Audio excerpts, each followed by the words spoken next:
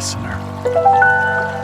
Close your eyes now and let your mind drift back, far back, to a time when the world moved at the pace of candlelight and the whisper of desert winds. Tonight, we wander through the quiet streets of an old Assyrian city, where homes stood not as grand palaces, but as humble shelters of sun-baked brick, warmed by the glow of oil lamps and the murmur of family voices.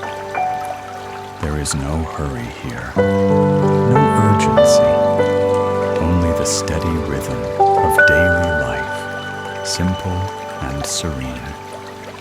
Let the past cradle you like a lullaby.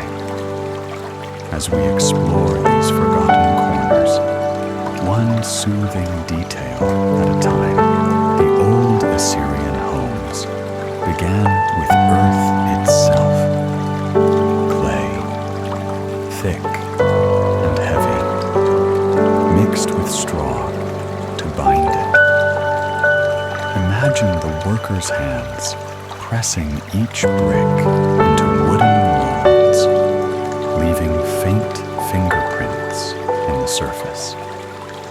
The way the sun would dry them slowly, day after day, until they hardened into sturdy blocks. These bricks were not the grand, glazed tiles of kings, but simple, rough things, meant to last just long enough for a family's lifetime. Pause. The sound of soft footsteps on packed earth. The walls rose steadily, layer by layer, without windows on the lower floors, only small openings near the ceiling to let in the faintest breath of air. The outside was plain, unadorned, but inside, the rooms were cool and dim, their floors covered in woven mats that muffled every footfall. Can you almost feel the smoothness of those clay walls beneath your fingertips?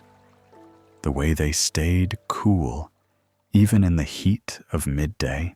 Gentle descriptions of domestic life, slow pacing. Step inside now. The main room is small, but not cramped. A low wooden stool sits near the hearth, where embers glow faintly in a shallow clay dish.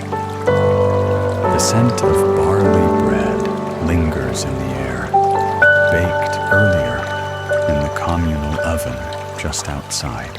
A woven basket holds dried dates and figs, their sweetness saved for the evening meal. Against one wall, a sleeping mat is rolled neatly, waiting for nightfall. Pause. The faint crackle of a dying fire. There are no chairs here, only cushions stuffed with wool, softened by years of use. The family gathers here in the evenings, the flicker of a single oil lamp casting long shadows on the walls. The mother spins flax into thread, her fingers moving in slow, practiced rhythm.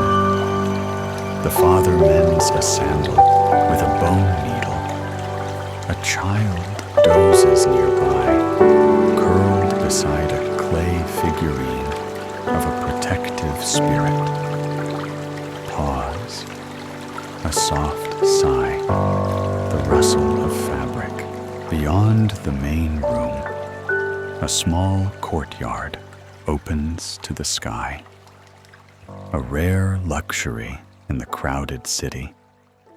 Here, a fig tree grows in a large clay pot, its leaves casting dappled shade over a patch of thyme and mint. A shallow basin collects rainwater, where a copper cup rests on the rim. At dusk, the family might sit here, listening to the distant sounds of the city settling into quiet. The murmur of neighbors, the occasional bray of a donkey, the far-off call of the night watchman. Pause. A light breeze stirs the leaves. The air is cooler here, carrying the scent of earth and herbs.